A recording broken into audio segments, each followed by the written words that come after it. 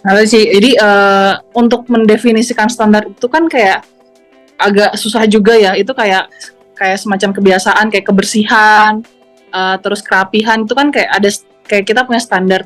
Jadi kayak gimana caranya bisa mendeliver itu ke orang yang kayak dari supervisor sekarang mau ke manager misalnya gitu. Jadi kadang-kadang instruksi dan standar itu kita punya tapi di kepala kita. Atau misalnya sudah tertuliskan di SOP perusahaannya, itu entah di debu yang mana gitu, entar di hard drive mana atau di laci mana gitu. Sehingga si standar kerja ini nggak pernah di coachingkan atau disuntikan gitu. Dan harus clear.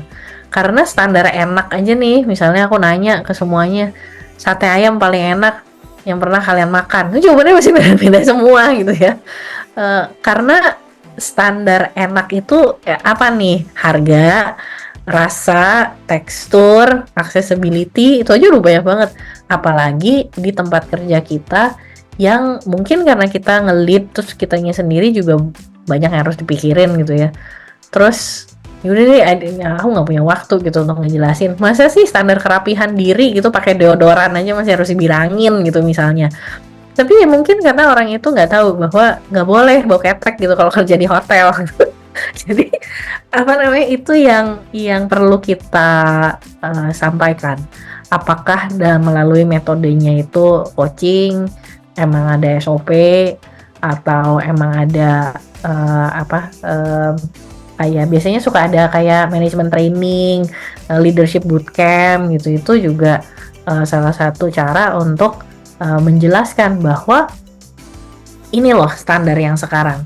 Karena posisimu udah di sini, bukan di yang kemarin lagi. Jadi kalau kemarin standarnya rendah, itu karena memang di perusahaan posisimu masih rendah. Tapi sekarang kamu naik nih, naik jabatan, naik gaji, naik pamor gitu ya.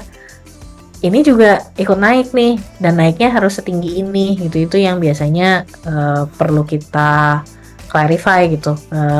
Kalau rumusnya kemarin aku ngebahas sama Ko Tirto itu, yang satu purpose-nya kenapa kok dia harus naikin standar, itu harus clear. Jadi dia juga tahu gitu, oh aku sekarang harus lebih wangi dari teman-temanku yang lain gitu, karena ada purpose aku sebagai manajer itu memberi contoh gitu, ada ininya, ada tujuan. Terus konteks itu penting. Kenapa dia harus meningkatkan standar kerjanya atau mengikuti standar yang udah kita tetepin. Kenapa? Karena mungkin dia tanggung jawabnya audit, mungkin ada tanggung jawab di perusahaan ini lagi di due diligence untuk sesuatu gitu misalnya. Konteks itu harus ada untuk orang ini. Quality sama quantity itu juga harus clear, karena standar itu kalau misalnya kita bilang standar telat gitu misalnya 1 menit, 2 menit, 30 detik, itu juga harus clear gitu sih, telat atau enggak, on time atau enggak, kualitas pekerjaan tuh bagus, rapih gitu misalnya. Yang dimaksud rapih tuh apa? Nggak belepotan, nggak begini, nggak begitu. Kalau bikin garis pakai penggaris, kalau ngurus ngebangun tembok tuh harus pakai leveler gitu misalnya. Nah, harus clear ya sih quantity sama quality-nya. Terus standar ini juga biasanya karena dia di posisi baru gitu ya, jadi supervisor atau manager, maka deadline dia juga berubah. Yang tadinya mungkin deadline-nya itu day to day atau weekly, ini sekarang deadline dia tuh bisa jadi lebih panjang, bisa jadi lebih pendek gitu yang dia harus kerjakan. Jadi waktu gitu, time horizon itu butuh gitu dia diberi pemahamannya dan resources gitu. Kayak tadi kita ngebahas soal otoritas, kita ngebahas soal budget, kita ngebahas soal akses, resources apa yang perlu ada ketika kita mengkomunikasikan si standar ekspektasi kita tuh segini gitu. Itu sih, jadi standarnya dikasih tahu. Ini standarnya, kalau nggak masuk standar ya lo nggak cocok gitu di sini. Menjawab sekali, thank you. Thank you. Ci, ini mungkin aku pengen tanya juga ya. Normalnya, umumnya butuh waktu berapa lama sih dari posisi staff? Ya memang setiap case beda-beda ya. Cuman ada nggak kayak standar rule of thumb-nya tuh, umumnya staff naik ke supervisor, setidaknya tuh di staff itu berapa tahun? Nggak ada kalau kaitannya sama waktu ya, seberapa lama seseorang itu bisa dikarbit. Biasanya aku bilangnya sama timku tuh, nih bisa dikarbit nggak nih anak?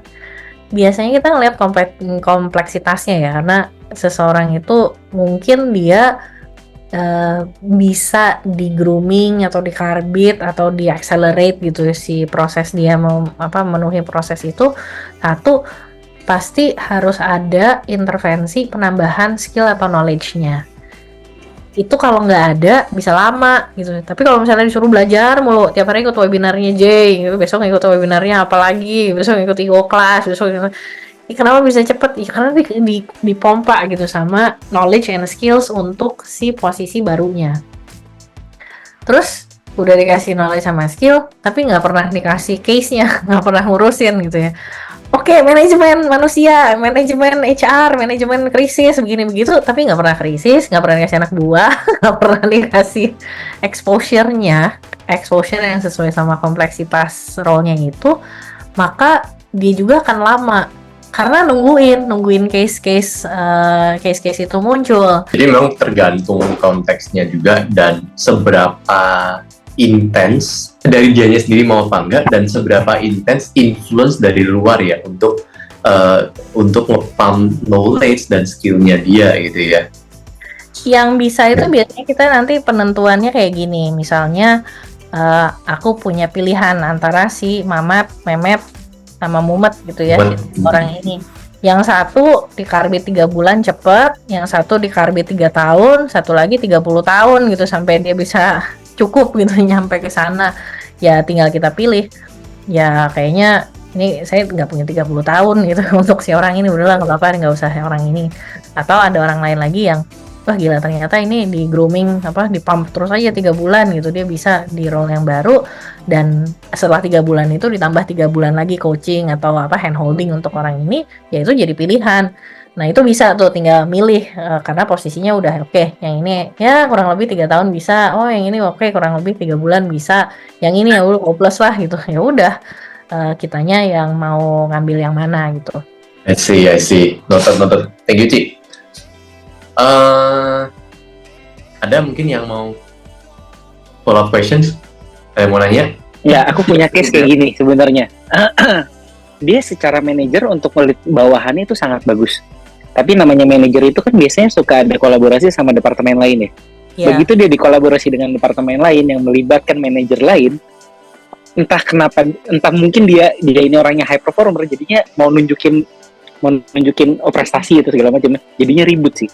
Itu kalau case kayak gitu gimana ya, Ci? Buat develop orangnya ya kolaborasi is good thing gitu. Prestasinya dia gitu. Nih orangnya tuh pengen menonjol banget gitu soalnya.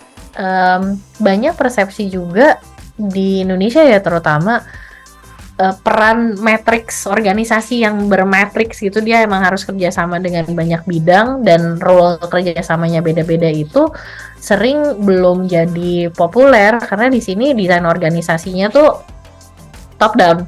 Jadi anggapan dia aku hanya harus membuat atasanku bahagia, tidak peer-nya. Padahal sebenarnya sekarang organisasi itu lebih banyak yang lateral gitu, dia kanan kirinya yang harus diajak kerja bareng. Kadang-kadang kalau misalnya ada yang kurang cocok itu aku biasanya ngajak duduk bareng. Kalau memang perilaku dia itu mau menang sendiri, selalu nonjol sendiri, pengen jadi alpha tapi jadi nggak sehat, mungkin emang dia nggak cocok gitu dengan tipe organisasi kita. Bisa jadi gitu, speknya nggak sesuai secara perilaku tadi ya. Tapi kalau misalnya dia kompetitif tanpa menjatuhkan, dia emang mau drive-nya mau muncul, apresiasi itu bisa kita lihat kan, toh kita yang di atasnya dia ya, kita yang bisa ngatur gitu sebenarnya strategi proses itu bisa optimal itu kayak gimana tuh di kita. Banyak gini orang yang ngerasa kalau misalnya kolaborasi itu harus sukses. Padahal kolaborasi itu bukan berarti dia harus deliver alone gitu ya. Jadi makna kolaborasi itu susah gitu ngajarin orang that you have to work together. Kamu harus kerja bareng gitu, maksudnya tektokan.